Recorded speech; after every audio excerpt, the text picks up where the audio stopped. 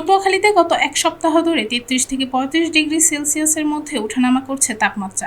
ভ্যাপসা গরমের সঙ্গে পাল্লা দিয়ে বাড়ছে বিদ্যুৎ বিভ্রাট বা লোডশেডিং।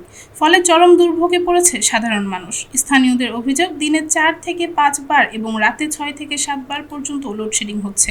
এতে জনজীবন ব্যাহত হওয়ার পাশাপাশি সবচেয়ে বেশি সমস্যায় পড়েছে এসএসসি পরীক্ষার্থীরা। জেলার প্রায় ২৫,২৩০ জন পরীক্ষার্থীর পড়ালেখায় বড় ধরনের বিঘ্নের মুখে পড়েছে। এদিকে তীব্র গরম এবং বিদ্যুৎ না থাকায় নিম্ন আয়ের শ্রমজীবীরাও চরম কষ্টে দিন কাটাচ্ছে। কাজ শেষে বাসায় ফিরে বিদ্যুতের অভাবে স্বস্তি না পাওয়ায় তাদের ভোগান্তি আরও বেড়েছে। এসএসসি পরীক্ষার্থীদের কথা বিবেচনা করে লোডশেডিং কমানোর দাবি জানিয়েছে শিক্ষার্থীসহ সাধারণ মানুষ।